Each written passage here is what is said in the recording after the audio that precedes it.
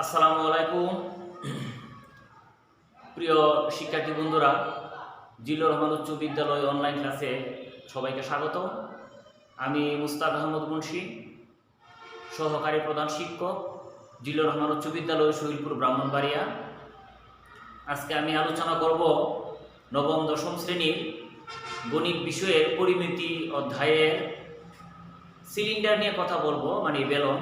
গত ক্লাসে আমরা আলোচনা করেছিলাম আয়তাকার ঘনবস্তু ও ঘনক, শুধু সূত্র প্রতিষ্ঠা করেছিলাম। আজকে আমি সিলিন্ডার মানে দ্যাট ইজ বেলন নিয়ে বেলনের সূত্র প্রতিষ্ঠা করব এবং একটা সমস্যার সমাধান করব। ধন্যবাদ প্রিয় শিক্ষার্থী বন্ধুরা এবং সম্মানিত শিক্ষক শিক্ষিকা মণ্ডলী ও অভিভাবক, আসসালামু আলাইকুম। আমরা এখানে আমরা জানি সিলিন্ডারের একটা চিত্র অঙ্কন করা আছে। সিলিন্ডারের আমাদের এখানে দুইটা তল আছে, একটা বৃত্তাকার তল, এখানে একটা বৃত্তাকার তল, আর উচ্চতা আছে, বক্রতল আছে। তাহলে বাস্তবে আমি একটা সিলিন্ডার নিয়ে এসেছি, এটা একটা সিলিন্ডার। তাহলে যদি সিলিন্ডারটা নিরেট যদি থাকে মানে সম্পূর্ণ যদি বরাট থাকে, এইভাবে থাকে, আবদ্ধ থাকে, তাহলে এটাকে আমরা বেলন বলতে পারি, বেলন। আর যদি এরকম ভাবে ফাঁপা থাকে তখন আমরা পাইপ বলি, পাইপ। তার মানে সিলিন্ডার দুই ধরনের, একটা হচ্ছে ফাঁপা সিলিন্ডার, আর একটা হচ্ছে নিরেট সিলিন্ডার। নিরেট সিলিন্ডারটাকে বেলন বলা হয়। তাহলে যাই হোক, নিরেট সিলিন্ডার এবং ফাঁপা সিলিন্ডার এই উভয়েরই সমগ্রতলের ক্ষেত্রফল, বক্রতলের ক্ষেত্রফল এবং আয়তন একই সূত্র। আমরা একটু চেষ্টা করি। তাহলে এখানে এই যে সিলিন্ডারটা, এই যে তল, এই তলটাকে বলা হয় বক্রতল। আর এটা হচ্ছে বৃত্তাকার সমতল, এটাও বৃত্তাকার সমতল। তার মানে একটা সিলিন্ডারের মধ্যে বক্রতল থাকে, এই যে বক্রতল, আর বৃত্তাকার সমতল, আর একটা বৃত্তাকার সমতল। এটা হবে সম্পূর্ণ পৃষ্ঠের ক্ষেত্রফল। আর শুধু এই বক্র পৃষ্ঠের ক্ষেত্রফল বা বক্রতলের ক্ষেত্রফল নির্ণয় করা যায়, আর একটা হচ্ছে আয়তন নির্ণয় করা যায়। এটা কতটুকু স্থান দখল করেছে আয়তনটা নির্ণয় করা যায়। আমরা চিত্রের মধ্যে একটা লক্ষ্য করি। চিত্রের মধ্যে এখানে যদি এই যে বক্র বৃত্তাকার পৃষ্ঠে বৃত্তাকার তলের ব্যাসার্ধ যদি আর হয়, আর সিলিন্ডারের উচ্চতা যদি h হয়, তাহলে আমরা এখানে বক্রতলের ক্ষেত্রফল নির্ণয় করব। আমরা জানি এই যে একটা বৃত্তের যদি ব্যাসার্ধ r হয়, তাহলে এর পরিধিটা হবে 2πr। তাহলে আমি এটা বোঝানোর জন্য আমি একটু সহজভাবে, শিক্ষার্থী বন্ধুরা তোমাদেরকে সহজভাবে বোঝানোর জন্য এই যে বক্রতলের ক্ষেত্রফলের সূত্রটা আমি একটু ভিন্ন আঙ্গিকে আমি একটু দেখাবো। তাহলে এই যে একটা পরিধি কত 2πr, তাহলে কত 2πr, আরেকটা পরিধি কত 2πr, এইভাবে পরিধি কত 2πr,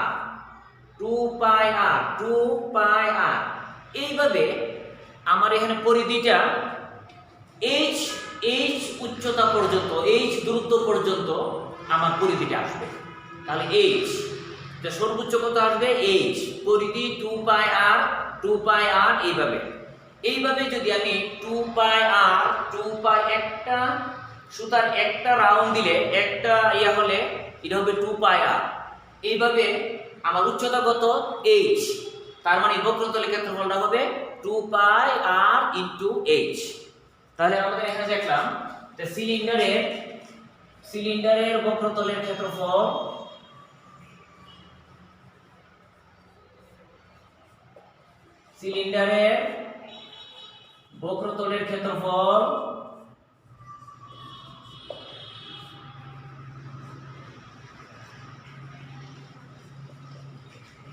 তাহলে এখানে আমি আরেকবার দেখাই।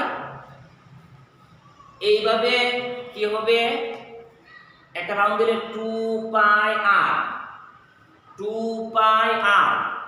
2πr, এইভাবে পরিধিটা আমার এইচ পর্যন্ত 2 পাই আর 2 পাই আর 2 পাই আর, তাহলে আমাদের বক্রতলের ক্ষেত্রফল সূত্রটা হবে 2 পাই আর ইনটু এইচ।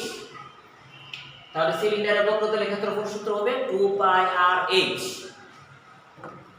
শিক্ষার্থী বন্ধুরা, বক্রতল হবে এই অংশটা, এই যে এই অংশটা, বক্রতলের ক্ষেত্রফল হবে 2 পাই আর এইচ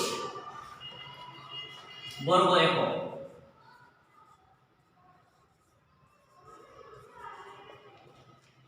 এখন আমরা সিলিন্ডারের বক্রতলের ক্ষেত্রফল করব। এখন সিলিন্ডারের সম্পূর্ণ পৃষ্ঠের ক্ষেত্রফল, সম্পূর্ণ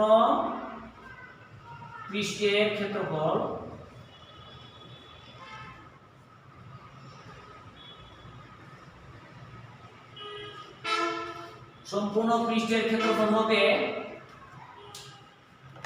এই যে সিলিন্ডার বক্র পৃষ্ঠের ক্ষেত্রফল, এই যে বক্র পৃষ্ঠের ক্ষেত্রফল 2 পাই আর এইচ, আর এটা বৃত্তাকার তল, এটার ক্ষেত্রফল হবে পাই আর স্কয়ার। আমরা জানি এই যে বৃত্তাকার তলের ক্ষেত্রফল, বৃত্তের ক্ষেত্রফল পাই আর স্কয়ার, বৃত্তের ক্ষেত্রফল পাই আর স্কয়ার, আর পরিসীমাটা হবে 2 পাই আর। তাহলে এখানে এই বৃত্তাকার তলের ক্ষেত্রফল হবে পাই আর স্কয়ার, এই বৃত্তাকার তলের ক্ষেত্রফলটা হবে পাই আর স্কয়ার। তাহলে সমগ্র তলের ক্ষেত্রফলে আসছে আমরা এখানে বক্রতলের ক্ষেত্রফল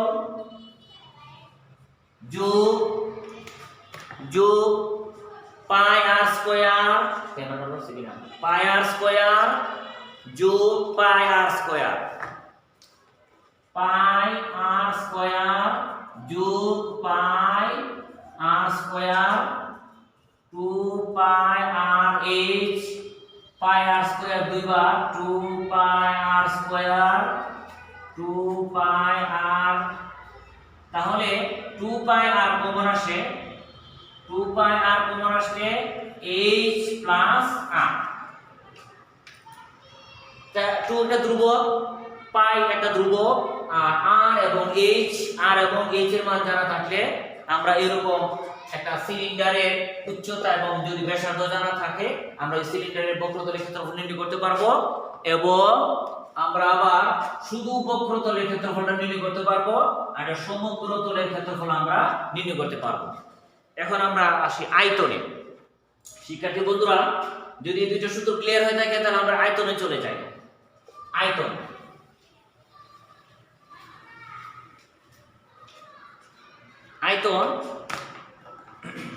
আমরা জানি আয়তন মানে কোনো বস্তু যে জায়গা দখল করে, তো ওই জায়গাটা পরিমাপ করার জন্য দৈর্ঘ্য, প্রস্থ, উচ্চতা। তাহলে এখানে এই সিলিন্ডারের কিন্তু দৈর্ঘ্য, প্রস্থ, উচ্চতা এভাবে আলাদা কোনো করার সুযোগ নাই, দৈর্ঘ্য, প্রস্থ, উচ্চতা আলাদা করার সুযোগ নাই। তবে আমরা জানি আয়তন বলতে আমরা কি জানি, দৈর্ঘ্য গুণ প্রস্থ গুণ উচ্চতা। আয়তন হচ্ছে দৈর্ঘ্য গুণ প্রস্থ গুণ উচ্চতা।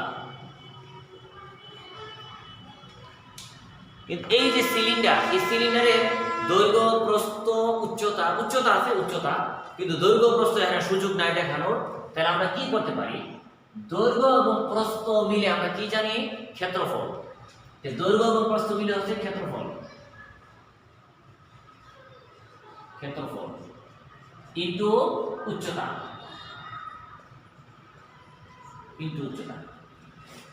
দৈর্ঘ্য এবং প্রস্থ যদি ক্ষেত্রফল হয় তাহলে এইটার ক্ষেত্রফল হবে, এটা একটা বৃত্তাকার তল, এটার ক্ষেত্রফল হবে পাই আর স্কয়ার। তাহলে এখানে ক্ষেত্রফলটা হবে পাই আর স্কয়ার ইনটু উচ্চতা। তাহলে হবে এই ক্ষেত্রফলটা হবে পাই আর স্কয়ার ইনটু উচ্চতা হবে এইচ। একক হবে ঘন একক,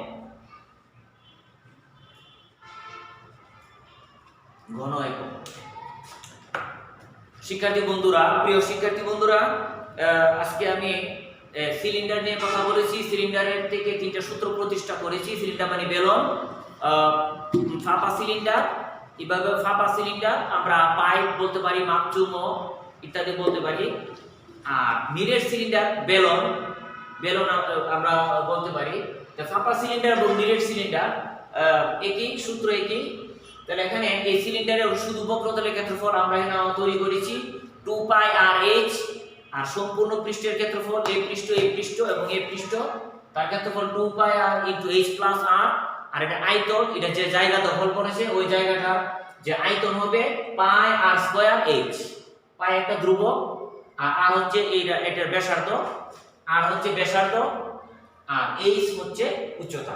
ধন্যবাদ। আমরা একটা অঙ্ক করব এই সিলিন্ডারের উপর, এই সিলিন্ডারের সূত্রের মাধ্যমে আমরা একটা অঙ্ক করব।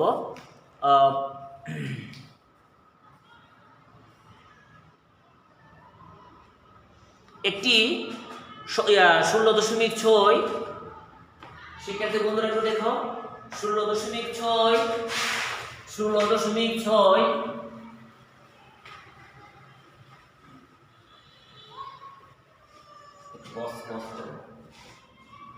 শিক্ষার্থী বন্ধুরা, আমি এখন অনুশীলনী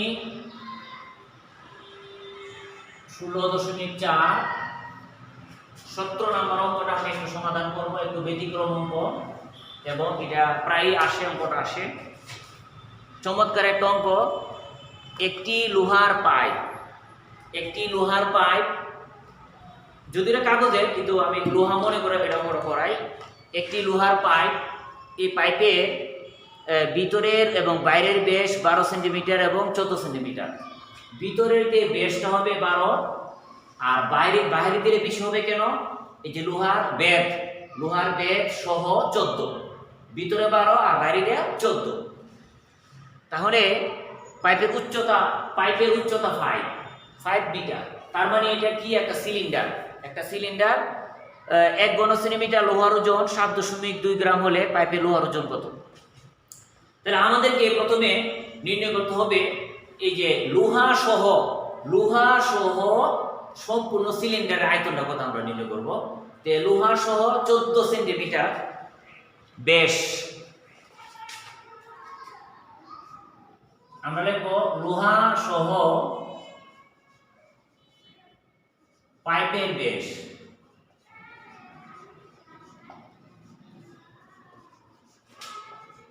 14 সেন্টিমিটার।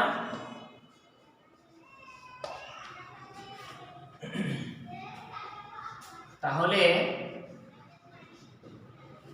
লোহা সহ পাইপের ব্যাসার্ধ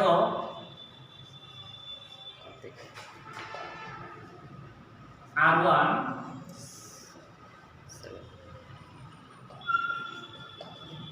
এত দরকার আমাদের।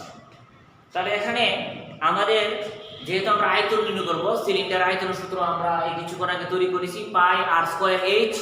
তাহলে এখানে আমরা বাইরের যে লোহা সহ, আমরা বাইরের বলবো না, বই লেখা আছে বাইরের ব্যাস, আসলে বাইরের না, ব্যাসটা এইভাবে মাপা হয়, এভাবে সবটার ব্যাস মাপা হয়।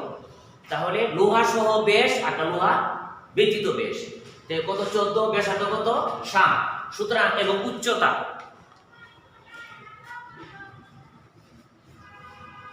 আবার পাইপের উচ্চতা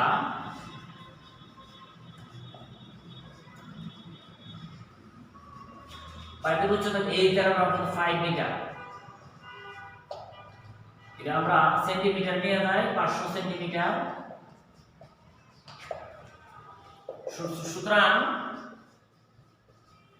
লোহা সহ পাইপের আয়তন সূত্র হবে পাই R1 স্কয়ার এইচ। তাহলে আমরা এখানে কি দেওয়া ছিল? ব্যাস। আমাদের সূত্র মধ্যে কি দরকার? ব্যাসার্ধ।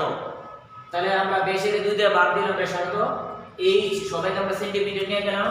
তাহলে কি আসবে?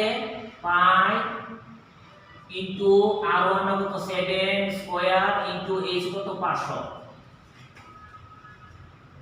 তাহলে কত আসে? 49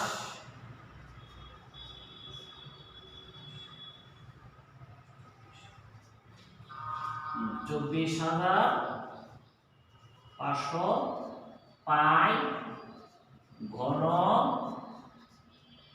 সেন্টিমিটার, এত ঘন সেন্টিমিটার।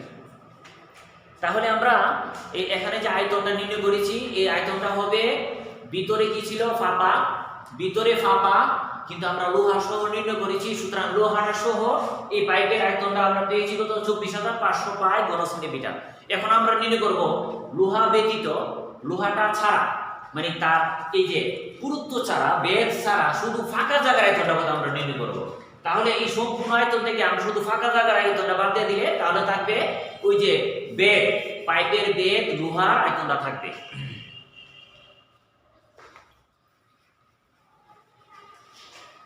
শিক্ষার্থী বন্ধুরা তোমরা একটু খাতায় উঠাও। আবার পাইপের ভিতরে ব্যাস 12 সেন্টিমিটার,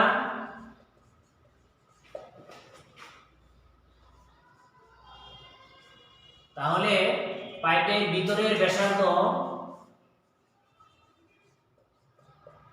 R2 দিলাম, 2 দ্বারা ভাগ সমান 6 সেন্টিমিটার। আমরা এখন বের করব। আর উচ্চতা তো 500 সেন্টিমিটার আমরা জানি। সুতরাং লোহার পাইপের ভিতরের আয়তন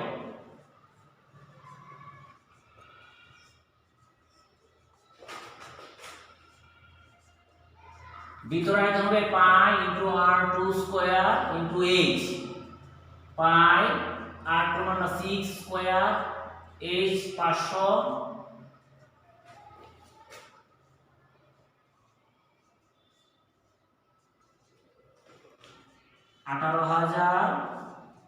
পাই ঘন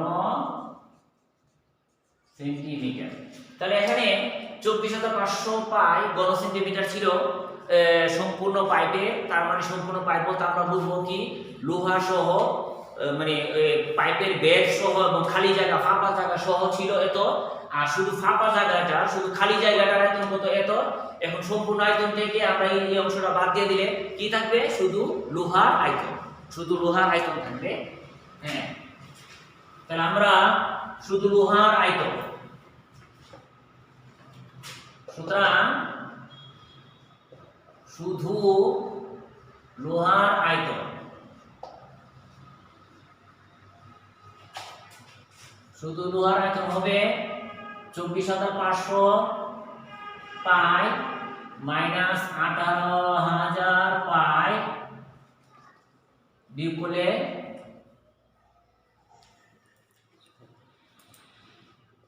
6,500 পাই ঘন সেন্টিমিটার।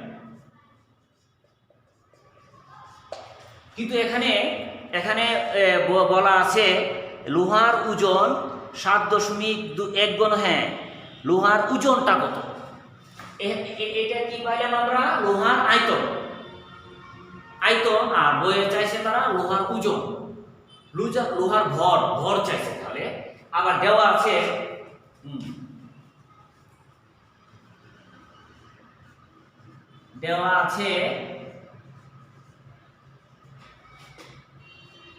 এক ঘন সেন্টিমিটার